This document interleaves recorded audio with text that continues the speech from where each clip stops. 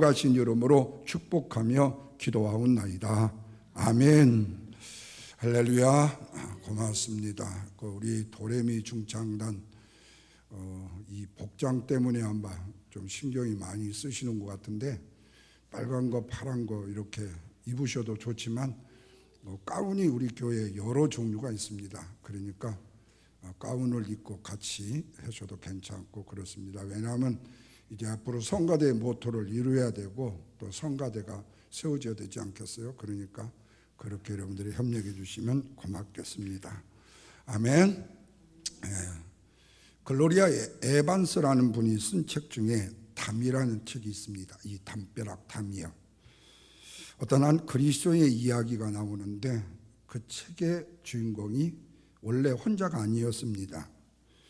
근데 늘 혼자 있는 것이 너무 좋아요. 다른 사람들이 간섭이 싫은 겁니다.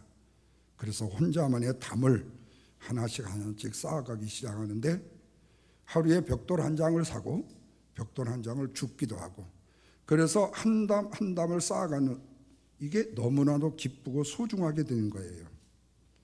그런데 이 담이 점점 올라가면 올라갈수록 내 자신의 공간을 확보하는 것 같아서 마음에 기쁨이 충만하게 넘쳤어요.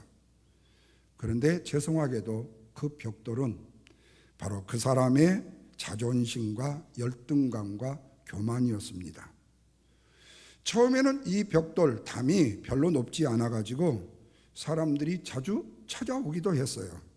찾아와서 말하기를 담벼락이 너무 높다. 그러니까 높게 쌓지 말라. 이 말을 다른 말로 말하면 당신 너무 교만하지 마. 너무 자존심 세지 마. 이렇게 한 거예요. 그런데 이것도 더 싫은 거예요. 왜 나를 간섭하냐 이거죠. 내가 자존심이 높든 낮든 뭔 상관이야 이거예요. 담벼락이 높든 낮든 뭔 상관이야 이거예요.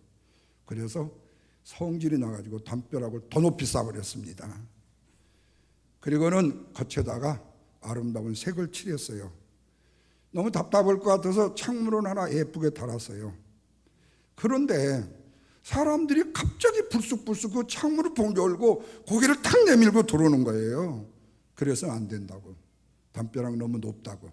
당신 너무 교만하다고. 너무 그렇게 살아서는 안 된다고. 이기적으로 살아서는 안 된다고 불쑥불쑥 창문을 끼어들어오는 거예요. 너무 귀찮은 거예요. 내 인생에 왜 시비를 태클을 거냐 이거예요. 그래서 아예 창을 없애버렸습니다. 이제는 아무 소리도 안 들려요. 캄캄합니다. 암흑이에요. 음습해졌어요. 그와 함께 가만히 어둠에 있다 보니까 시간이 지나면 지날수록요, 내 혼자라는 사실이 고통스럽기 시작했습니다. 얼마의 시간이 지나니까 쾌쾌하고 음습한 냄새가 곰팡이가 슬기 시작하는 거예요. 이런 기분을 어떻게 하면 벗어날 수 있을까 고민을 시작했습니다. 그런데 어느 순간 마음속 깊은 곳으로부터 울려나오는 그리스도의 음성을 들었습니다. 살아나 무게야, 너 높은 교만의 담, 열등감의 담, 자존심의 담 헐어버리면 되지 않겠니? 그 음성을 듣는 순간에 마음이 움찔함을 느꼈습니다. 더 이상 견딜 수가 없다고 판단을 하고는 자기 자신이 그렇게 아끼고 소중하게 여겼던 담벼락을 교만, 자만, 자존심으로 헐기 시작했습니다. 교만의 담을 쌓는 것을 헐어버렸습니다. 이기심이라는 벽돌도 내려놓았습니다. 자존심의 벽돌을 내려놓았어요. 그러나 그때는 힘들었습니다. 그런데 그때마다 주님께서 세미한 음성으로 그를 도와주셨어요. 그래, 잘했다. 교만 내려놓은 거 너 너무 잘한 거야. 자존심 내려놓은 거 너무 잘하는 거야. 자만심, 이기적인 거 너무 잘한 거야. 그런데 신기한 것은 자존심이라는 벽돌 하나를 내려놓자 다른 사람들이 보이기 시작하는 거예요. 교만의 벽돌을 내려놓으니까, 이기적인 욕망의 벽돌을 내려놓으니까 이제는 귀한 사람, 소중한 사람, 가난한 사람, 약한 사람, 좋은 사람이 보이기 시작하는 거예요.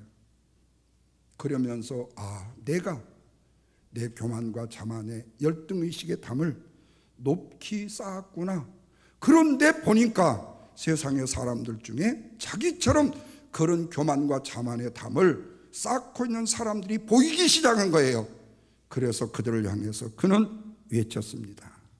여러분, 그 교만의 담을 허세요. 높은 담, 자존심의 담을 헐어버리세요. 이기적인 욕망의 담을 헐어버리세요. 그것이요 얼마나 나를 힘들게 하고 아프게 한 줄 아세요? 그런데도 세상의 사람들이 자꾸 이전에 자기처럼 교만과 자존심의 담을 높이 높이 쌓아가더라는 거예요.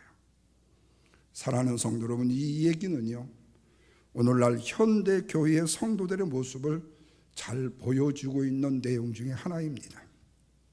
무엇 때문에 담을 쌓지요? 교만과 자만과 열등의식의 담이요. 이기적이기 때문에 그렇습니다. 다른 사람과 수준이 안 맞아서 레벨이 안 맞아서 어울리지 못하기 때문에 그런 거예요. 그런 배후에는 뭐가 있냐? 엄청난 교만이 있습니다. 열등감이 있습니다. 잘못된 자존심이 마치 여러분 독사가 응어리를 틀고 있듯이 내 속에서 도사리고 있는 거예요. 여기서 우리가 꼭 기억해야 될 것은 그리스도인이 된다라는 것은요 나 혼자 부르심이 아니라는 거예요. 내가 그리스도인이 된다라는 것은 교회 공동체에 함께하는 부르심이라는 사실을 잊어서는 안 됩니다. 그래서 그리스도인이 되면 쌓았던 담도 그리스도의 은혜로 말미암아 허무는 것이 정상인데 그리스도인이 되었으면서도 불구하고 담을 쌓고 있다. 그리스도 안에 있으면 용서와 사랑의 말로 표현하잖아요. 그래서 오늘은 첫 주 기도와 두 주 찬송과 오늘 세 주 교제인 그리스도의 서로의 관계, 한 몸의 관계, 가족의 관계라는 교제의 말을 담아서 오늘 말씀을 나누려고 합니다. 바라기는 우리 함께 읽은 말씀을 통한 초대교회 성도의 교제가 우리 몸된 주님의 영광교회에 꼭 필요한 교제가 되기를 주님의 이름으로 축원합니다. 첫째로는 교제라는 말은요 동료의식을 가진다라는 말이에요. 41절 말씀 다 같이 한번 읽겠습니다. 그 말을 받는 사람들이 세례를 받음에 그날의 신조의 수가 3,000이 되었다. 계속이요 42절이요. 그들이 사도의 가르침을 받아 서로 교제하고 떡을 떼며 오로지 기도하기를 힘썼다. 믿는 사람들이 함께 마음과 뜻이 하나가 되어 물건을 통용하고 서로 한마음 한뜻이 되었다. 다시 말하면 다른 사람들과 함께 나누는 공유를 말합니다. 서로가 함께 한마음 한뜻을 이루어서 물건의 통용을 통해서 나누어 주더라. 그런데 이 말씀이 고린도전서 10장 16절 말씀에서 성찬에 참여하는 것과 같은 의미예요. 우리가 축복하는 바 축복의 자는 그리스도의 피에 참여함이 아니며 우리가 떼는 떡은 그리스도의 몸에 참여함이 아니냐. 떡도 하나고 우리가 한 몸인데 우리가 다 한 떡에 참여함이 아니더냐라고 말씀해요. 이 말씀은 뭐죠? 성도가 되는 것은요 한 떡에 참여하기 때문이라는 거예요. 그래서 거룩한 교회의 공동체 하나가 됐다라는 뜻입니다. 이게 바로 성도라는 거예요. 여기서 참여한다는 말은 바로 뭐냐? 코이노니아, 동료의식을 가진다는 뜻입니다. 그러니까 성찬에 참여하지 않는다면 진정한 코이노니아가 이루어질 수가 없다 그래요. 그런데 우리는 성찬이라고 말하면은 두 달에 우리가 교회에서 한 번씩 있는 포도주와 떡을 떼는 걸로만 생각을 해요. 그러나 아니에요. 교회 안에서 된장국을 끓이든 오뎅국을 끓이든 오늘 오뎅국인가 보대. 뭐를 끓이든 간에 콩나물국을 끓이든 간에 성도들이 함께 예찬으로 나누는 것은요 바로 코이노니아, 동료의식을 가지는 거예요. 여러분 그렇잖아요. 설령 오뎅을 끓인다고 보십시다. 그러면 그 오뎅이요 하나만 끓여갖고 낱낱이 다 개인적으로 인디비주얼로 줍니까? 하나 끓인 거리요 하나여서 퍼서 같이 나누는 거예요. 여러분 이게 바로 코이노니아, 이게 바로 거룩한 성도들이 모여서 함께 나누는 애찬은 성찬인 거예요. 그러므로 성도가 되었다는 것은 그리스도의 한 몸에 참여하는 일이 일어나야 되는 거죠. 참여하지 않으면 진정한 코이노니아, 교제가 이루어지지 않는 거예요. 그런데 우리나라 간혹 참여라는 것을 주일 낮에 함께하는 예배 공동체만을 의미하는 줄로 알아요. 그러나 예찬을 포함한 그리스도의 모든 모임들을 우리는 성찬 그리고 그리스도의 모임이라고 말합니다. 바로 이 일에 참여하기 위해서 우리는 어떻게 해야 되느냐? 먼저는 내가 시간과 정성과 뜻을 들여야 돼요. 이 말의 의미는 뭐지요? 희생이 필요하다는 겁니다. 헌신이 필요하다는 말씀입니다. 그래서 이들은 42절 다시 보십시오. 저희가 사도의 가르침을 받아 뭐라고 그랬죠? 서로 교제하고 떡을 떼며 기도하기를 전혀 힘썼다 그랬어요. 그리고 이 말씀 뒤에 초대교회 공동생활에 대한 요약의 내용이 나오는데, 여기서 우리는 예루살렘, 당시의 예루살렘을 이해할 필요가 있어요. 당시의 유대인들은요, 성전 중심의 신앙생활을 했습니다. 그래서 절기 때가 되면요, 디아스포라가 되어갖고 타국에 갔던 사람들도요, 6월절이 되어지면 모두 다 유대인 절기를 지키기 위해서 예루살렘으로 모였습니다. 어떤 분은 적게 100만이 모였다고 말하고, 어떤 분들은 270만 명에서 300만 명이 예루살렘으로 모여들었다고 그래요. 여러분, 지금 로크 성전, 회교 성전에 뭐가 되면요, 라마단이 되면요, 수십만 명, 수백만 명이 모이는 숫자가 지금 그 예루살렘 로크 성전에 모여요. 실제로 이전에 유대인들이 디아스포라가 되어서 6월절을 당하면요, 몇백만 명이 모이는 것은 이도 아니었어요. 그런데 그때의 베드로의 설교를 통해서 아까 우리 읽었죠? 37절부터요. 뭘 했었죠? 3,000명이나 회개하는 오순절의 성령의 강림의 사건이 일어나게 된 거예요. 다시 말하면 그들이 진정으로 유대교의 신앙에서 이제 온전한 그리스도의 신앙으로 바꿔지게 된 거예요. 물론 이들이 그동안 얼마 동안은 흩어져 있었던 사람들이고, 얼마간은 함께 예루살렘 사람들이 주위에 모인 사람들이 있을 수 있을 거예요. 그러니까 디아스포라가 돼서 타국에서 온 사람, 타 지방에서 온 사람도 있고 예루살렘 근처에서 온 사람이 있어요. 그런데 갑자기 흩어져 있던 사람들이 회심하고 예루살렘에 얼마 동안 머무르게 된 거예요. 왜?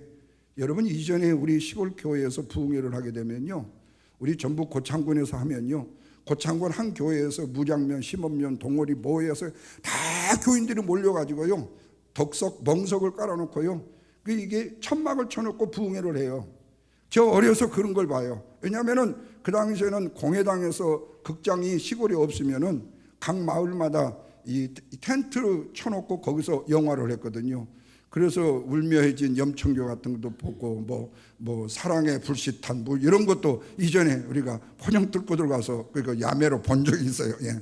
그런데 그 사람들이 집으로 돌아갈 수 없는 거예요. 왜? 마음이 성령의 감동이 돼서 너무 기쁘고 감사한 거예요. 그러다 보니까 숙식의 문제가 심각해진 거예요. 먹는 문제 힘들어져요. 그 가운데 성도들이 어떻게 했느냐? 사도의 가르침을 받아 서로 교제하며 떡을 떼며 기도하는 일에 힘썼더라 그래요. 핵심은 이거예요. 그들이 디아스포라가 되고 그리스도에 된 사람들을 함께 모아서 한 공동체, 그리고 먹여주고 입혀주고 같이 생활할 수 있었던 것은 뭐냐? 사도의 가르침을 받았기 때문에 그들이 교제할 수 있었다는 거 말이죠. 다시 말하면 하나님의 말씀 안에서 생명의 교제가 있었고 생명의 나눔이 있었다는 거죠. 여기서 그리스도인의 교제가 시작되었다고 말할 수 있습니다. 사도의 가르침을 받은 말씀으로 서로 나누는 이 초대교회 교제가 애찬으로 나누는 모임이 됨으로 인해서 후에는 합심하여 기도하는 모습으로 확대가 되었다. 이렇게 초대교회 성도들이 함께 나누는 것과 함께 공유하는 것과 마음을 같이 하는 것, 그리고 서로 함께 다 한마음 한뜻으로 물건을 통용하는 것이 전부 다 초대교회 공동체의 이야기였다는 거예요. 그때 회심해서 돌아온 사람들 중에요, 디아스포라가 됐는데 외국에 가서 살기가 너무 힘들어요. 과부로 아니면 홀로가 돼갖고 고아가 돼서 너무 힘들어요. 그럴 때에 예루살렘 근처에 아니면 그 지역의 노골에 살고 싶은 사람들이 있다면 내 재산의 목을 띄워서 집을 한 채, 방도 한 칸 내주고 여기서 같이 살자고 했던 바로 공동체, 이게 바로 초대교회 공동체였습니다. 그러니까 초대교회 공동체 이 모습은 그리스도의 교제에 있어서 원형을 제공했다고 말할 수 있어요. 그러면 이 일들이 가정에서만 일어났느냐? 아니에요. 성전에서도 모였습니다.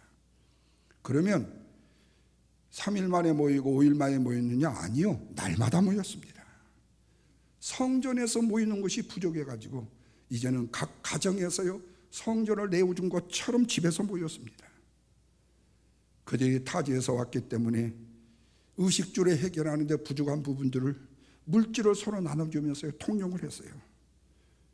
그것을 믿지 않는 사람들이 보고요 충격을 받은 겁니다. 야, 어떻게 저렇게 남 모르고 상판 모르는 저들이 그리스도인이 공동체가 됐다고 해서 내 재산을 띄워주고 내 먹을 것을 주고 그들을 입혀주고 그들을 재워주고 먹여줄 수 있는가? 세상에 저런 사람들이 어디 있단 말인가? 들어보지도 못하고 보지도 못했다는 거예요. 그 결과 어떤 역사가 일어났을까요? 저절로 전도가 되어져 버렸어요.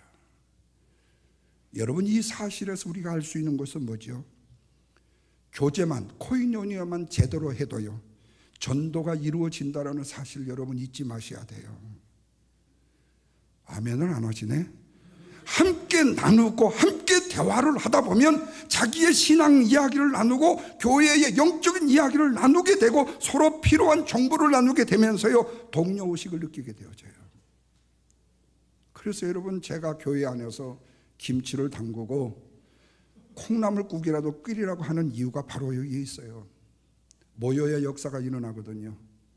우리 청년들 보십시오. 같이 모여서요 서로 잡 정보도 나누고요 어떻게 사는가의 형편도 나누고 그러다가 거기서 룸메이트도 결정되고요 또요 로컬도 지역도 옮겨서 방을 또 옮기기도 하고요 서로 알아봐 주고요. 여러분, 이런 코이노니아 공동체가 없어 보십시오. 너는 너고 나는 나예요. 이름도 잘 모르고 성도 잘 몰라요. 그로 인해서 일어난 역사가 뭐예요? 47절 보십시오. 뭐라고 그랬죠? 하나님을 찬미하며 또한 백성들에게 뭘 받으니? 칭송을 받으니 주께서 구원받는 사람을 날마다 더하게 하시더라 그랬어요. 다시 말하면 초대교회 성도들의 서로의 섬김과 나눔의 동료의식을 통해서 역사를 이루었다. 성도들의 말씀에 대한 순종과 헌신이 하나님의 감동의 역사를 이루어 구원받는 사람의 숫자를 훨씬 더 더하게 주셨다고 말씀하고 있어요. 여기서 우리는 우리의 열심이 먼저가 아니라 하나님이 저와 여러분에게 주시는 말씀에 열심이 먼저 있어 순종할 때 기적을 이룬다라는 사실을 믿으시면 아멘 하시길 바랍니다. 사랑하는 성도 여러분, 여기서 우리는 정말로 중요한 사실을 발견하게 돼요. 교회 안에 일어나는 역사라는 것은요 하나님의 말씀 중심으로 함께 공유함과 하나님의 말씀 중심으로 마음을 같이함이라는 거예요. 그러게 되면 서로가 다 함께 한 마음 한 뜻으로 마음과 같이함과 물건의 통용함을 나눌 수 있게 된다는 거예요. 요즘에는 우리 유학생 분들이라고 해야 돼요. 너무 부자가 돼가지고요 헛 물건을 잘 안 써요. 이전에 유학생들이 한참 많을 때 제가요 이사가는 사람마다 집집마다 2개씩 있는 물건들 하나씩 갖다가요 우리 거라지에다가요 잔뜩 매겨놨어요. 그리고 새로 유학생이 오게 되면 냉장고 필요하냐 소형고 갖다 주고 책상 필요하냐 심지어는 침대까지요. 그렇게 다 나눴어요. 또 누가 간다 그러면요 비가 철철 와도요 그거 내가 전부 킵에다가요 다시 보관해갖고. 근데 어느 순간 때부터 유학생들이 헝거를 안 써요. 전부 아키아 가가지고 가서 새 거 다 구입을 하더라고요. 보니까 레벨이 바뀐 것 같아요 순간에. 근데 또 이것도 바뀌었어요. 실제로 죄송한 얘기지만 이전에 유학생들 중에요 제대로 공부를 많이 하는 사람이 많지가 않았어요. 흔히 한국에서 그랬어요. 예비고사 수능 떨어지니까 야 유학이나 가라. 있는 게 돈밖에 없어가지고 그래가지고 진짜로 와서 연애만 하고 성적도 안 나오고 그래서 그냥 ESA를 수도 없이 계속 그냥 컨티뉴잉 하는 사람들이 많았어요. 근데 요즘의 학생들은요 정말로 지혜로워요.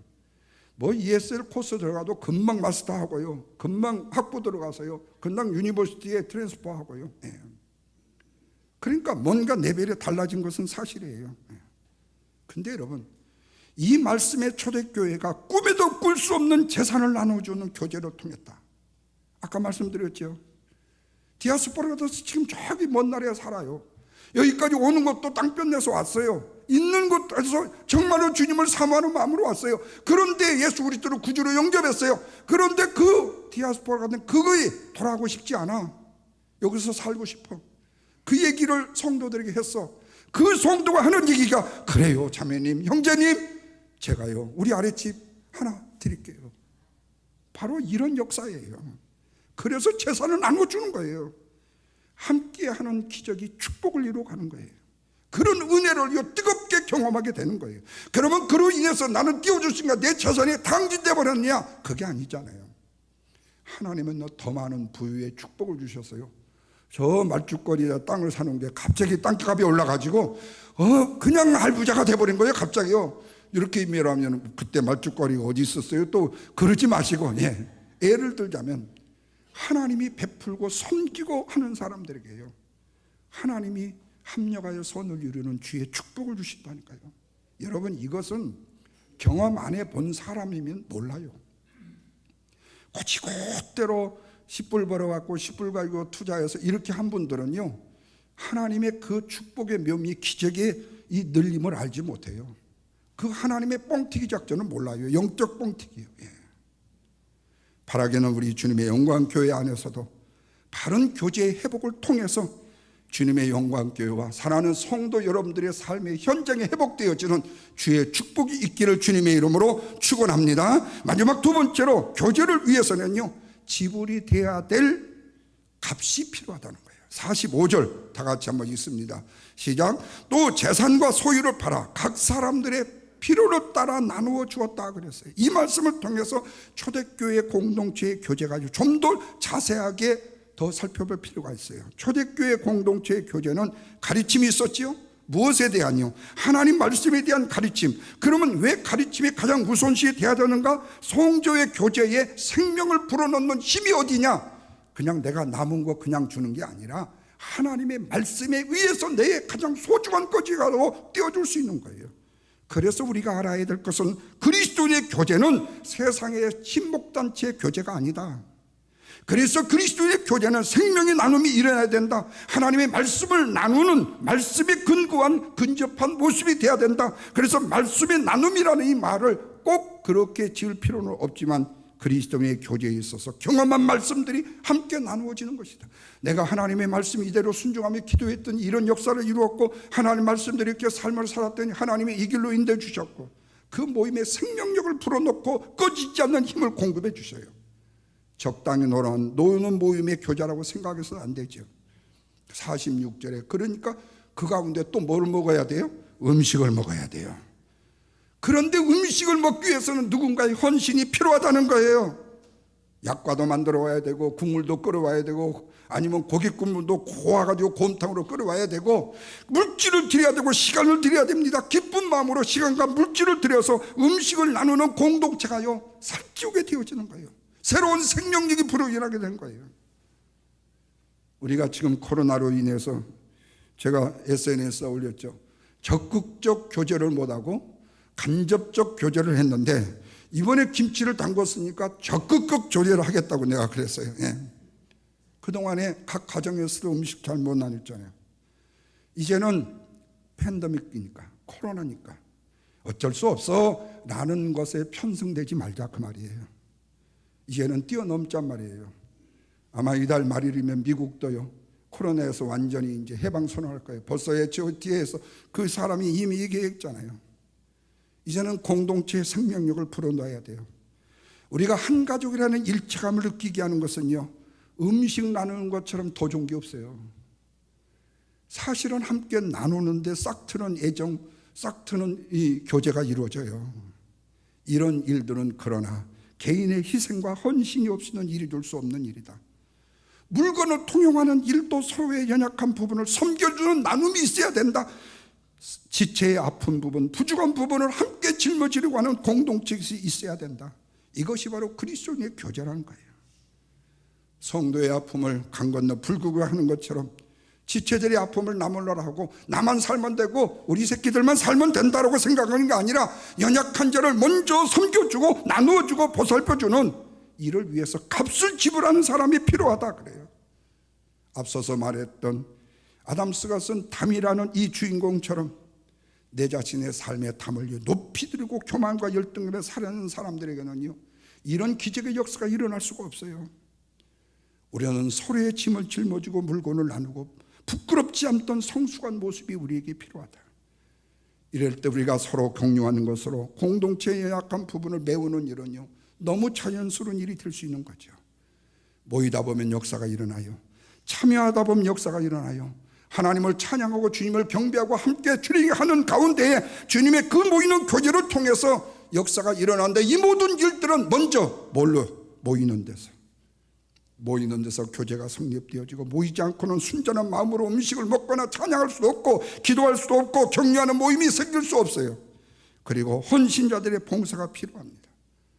그리스도의 교제는 섬김과 참여 없이는 불가능해요. 구원받은 성도들의 생활이라는 것은 그리스도의 관계에 의해서만 이루어져야 된다는 사실이죠. 그렇기 때문에 세상의 모임과 달라지지 않는 거예요. 예수 그리스도를 믿는 믿음이 구체화되고 믿음의 꽃을 피우는 것은 성도의 교제를 통해서라는 거예요. 그만큼 교제의 중요성을 말씀하고 있습니다. 그러므로 감히 말씀드려요. 교제가 없는 신앙생활은요, 신앙생활이 더 이상 아니다. 모이게 되면요, 나 꼴보기 싫은 사람도 있고요, 이상하게 말한 사람도 있고, 이상하게 행동한 사람도 있고요, 거드름 피운 사람이 있고, 나 참여하기 싫어. 그런데 여러분, 모난 돌은요, 스스로 자기의 몸을 칠 수 없어요. 모난 돌은요, 부대끼면서 깎아나가는 거예요. 다시 말하면 하나님을 닮는 성품으로 변화되는 일은요, 연약한 사람들, 강한 사람들, 못된 사람들, 좋은 사람들과 함께 부대끼면서요, 공동체를 이루어가고 서로 알아가는 거예요. 그러니까 갑자기 한 분이 생각나네요. 우리 교회 아무개 장로님이라고 하면 모르지만, 제가 처음 교회에 부임을 했을 때요, 그분은 제가 봐도 좀의 교만했던 것 같은 느낌이 들어요. 그런데 부대끼다 보니까요, 전도하고 함께 교인들과 나가다 보니까요, 이제는요, 뭔 일 가리지 않죠. 딱 누구라고 얘기는 못해요. 혼자는 아시겠지만요. 근데 여러분, 사람은 부딪히면서 문제가 일어나요. 그러니까 건설적인 방향으로 변화되는 거예요. 하나님께 기도하고 하나님께 예배하고 신앙생활을 내가 잘하고 있다는 오만과 자만에 빠지게 되면 안 되는 거죠. 그래서 그리스도의 공동체가 교제를 통해서 어떻게 변화가 되어지는가, 이거를 알지 못하면 안 돼요. 그래서 성경의 믿음에 믿는 도리의 소망을 굳게 붙잡은 사람들이 함께 나누는 교제가 성도의 축복이다, 의무가 아니다. 성도들은 연합하여 동거하는 것은 성도에게 하나님께서 주시기를 원하시는 위로와 격려와 사랑의 축복이다. 그리고 그리스도인의 교제는 세상과 다르다. 그리스도의 교제의 핵심은 말씀이다. 하나님의 말씀을 함께 나누는 삶을 나누는 것이 교제의 출발이고, 이것이 바로 생명의 나눔이고, 말씀을 나누는 모임이 신앙의 교제의 첫 번째에 되어야 될 것이다. 그리고 음식을 나누고 함께 운동도 하고 게임도 하고 함께 뭔가의 교제를 나누고 지어져 가는 것이다. 모든 좋은 것을 함께 하나님의 새로운 사회가 이루어가는 것이 교회고, 교회의 교제를 통해서 그 생명이 풍성해지는 것이다. 그래서 여러분, 혼자 신앙생활 잘하겠다고 생각하는 것만큼 어리석음은 없어요. 그런데 오늘날 가나안 교인이라는 분들 아시죠? 가나안 나라에 들어간 것이 아니라 교회를 안 가고요, 지멋대로 신앙생활하는 사람을 보고 가나안 교인이라고 합니다. 근데 그들을 복음화시킨다는 명분을 가지고요, 인터넷 교회를 만들어 가지고 말씀만 나누면 신앙생활이 잘할 것이라고 하는데, 결코 틀린 얘기입니다. 교제가 없으면 신앙생활은 존재할 수가 없어요. 여러분, 대표적으로 퀘이커 고도인 함석헌 씨 보십시오. 소울 타림이 혼자 외롭고 쓸쓸하고 힘들다가요, 그냥 떠났어요. 왜? 교회는 생명을 불어넣는 것은요, 교제 아니에요. 우리 인간의 사회적 동물의 본질을 파괴시키면요, 안 돼요. 사람은 어울려야 살아요. 혼자만 잘 살 수 있는 게 아니에요. 그래서 교제는 생명을 더 풍성하게 한 중요한 요소 중에 하나다. 사랑하는 성도 여러분, 말씀을 맺습니다. 우리 교회의 이름이 뭐지요? 시애틀 주님의 영광교회. 주님께 영광이라는 말은 의미 자체가 교제하는 공동체라는 사실을 표방하고 있다고 말할 수 있어요. 주 안에서요. 서로 다른 사람들끼리 만나서 주님께 영광을 돌리는 마음으로 교회의 이름이 담겨져 있어요. 바로 이 주님의 영광이 바로 우리 교회에 심어 놓으신 하나님의 신비한 비밀인 것을 믿으시면 아멘 하시길 바랍니다. 시마다 때마다 주님께 오히려 영광을 돌리고 시간과 물질을 드리고 교제를 개방할 때 그리스도 안에서 우리는 한 몸이라는 말씀의 비밀이 깨달아지는 주의 축복을 누리게 된다. 이 은혜와 은총과 사랑이 저와 여러분에게 풍성해지기를 주님의 이름으로 축원합니다. 기도합니다. 하나님 아버지 고맙습니다. 우리에게 허락해 주신 아름다운 예배 공동체